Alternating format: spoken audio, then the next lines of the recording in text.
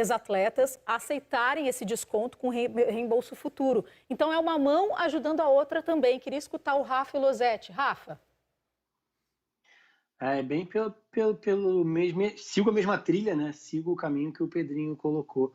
E para mim a frase marcante é: vai treinar para quê se você não sabe quando o retorno vai ser definido? É uma situação muito. Porque se você coloca os jogadores em risco, né? O grupo de jogadores em risco, a gente viu as imagens do treino.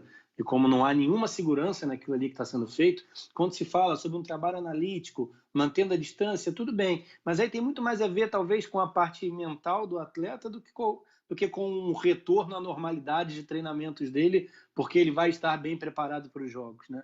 É só uma retomada da rotina. Mas no aspecto do jogo, do que vai ser colocado em campo, o ganho é muito pequeno para se correr o risco de um retorno antecipado no momento onde a curva ainda é ascendente, onde o contágio ainda é de difícil compreensão, né, por grande parte da população e de controle quase nulo, né? Então não é hora para isso agora.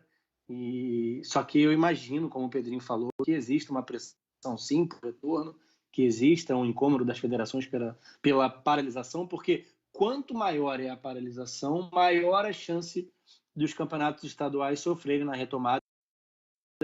Então, é uma situação muito difícil, muito sensível nesse aspecto, porque não vai ter data para todo mundo se o que a gente imagina ocorrer, né, de um campeonato sendo retomado, ou o futebol sendo retomado na nova normalidade pós-pandemia, mais para frente.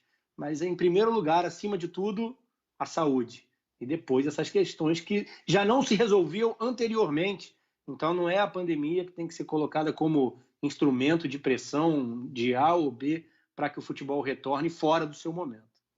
Saúde de todos nós. E se também quem tem a possibilidade de ajudar na saúde do clube, eu acho que também pode, como a gente estava falando, ter essa compreensão, essa troca, que foi essa informação que a gente estava falando, que está no Globoesporte.com. Eu quero ouvir do Losetti sobre o São Paulo, que conseguiu esse acordo com 12 ex-atletas e conseguiu esse alívio também no caixa. Nesse momento, tem que ter esse posicionamento, essa compreensão das duas partes, Losetti.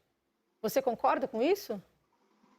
Claro que sim, Karine. Embora eu sempre digo que são dívidas trabalhistas com ex-atletas, né, ou seja, é retrato de uma gestão ruim ou de gestões ruins passadas e não de uma dificuldade que está sendo enfrentada agora em razão da pandemia, em razão da paralisação, que é algo muito maior do que isso. É óbvio que se você consegue ter... Acho que aí, muito mais do que a empatia, é a questão do bom senso de entender a situação geral do futebol, não é brasileiro, é do futebol mundial.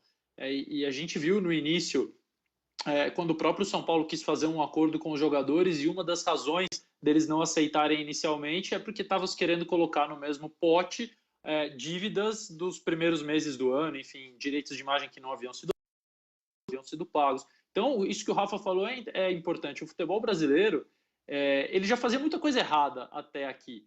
E agora tem-se uma oportunidade do futebol discutir o pós-pandemia. O mundo vai mudar depois que tudo voltar ao normal, né? São os gols do último jogo que o São Paulo disputou, né? O clássico contra o Santos. O São Paulo venceu de virada. Eu estava nesse jogo no Morumbi já de portões fechados, no último fim de semana antes de ter início a quarentena.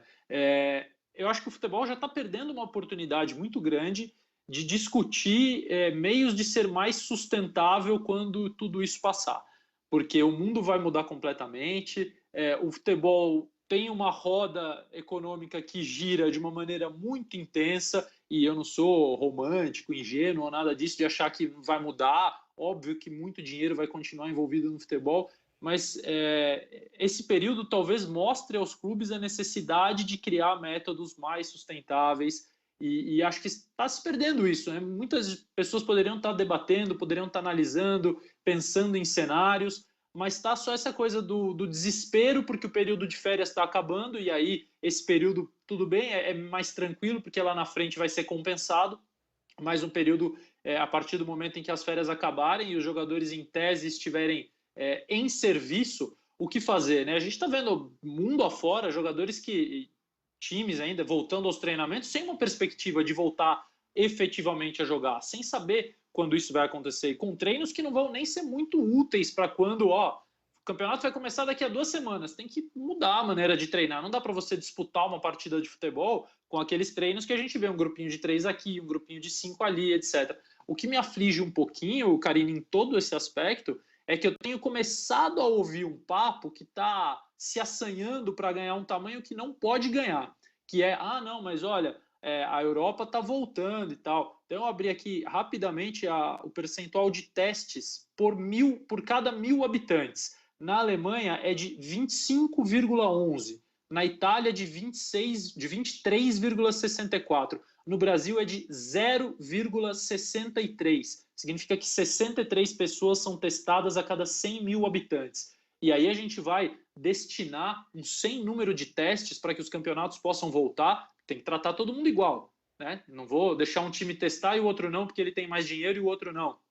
E aí são testes na comissão, nos familiares. Como é que você vai criar uma situação segura para que esses times possam voltar à atividade, enquanto profissionais de saúde estão sofrendo sem teste, enquanto a população está sofrendo sem teste? Então essa comparação que está se ameaçando fazer com a Europa, não dá nem para começar. É um cálculo que não fecha aqui no Brasil com a realidade que a gente está vivendo mesmo. Mas vamos falar de coisa mais leve agora. Dia 26 de abril, vocês sabem dia do que é hoje? Alguém quer arriscar? Dia do goleiro. Opa! Dia do goleiro. Então, antes de chamar aqui, que a gente tem uma homenagem bacana. Pessoal, dá uma olhada aqui nos meus resultados trabalhando pela internet. Olha só as comissões que eu tô ganhando todos os dias aqui na minha conta. Olha, de vários valores. É o dia inteiro caindo essas comissões na minha conta. Quer aprender como que eu faço isso? Então clica no link na descrição desse vídeo que eu vou te ensinar exatamente como que eu faço.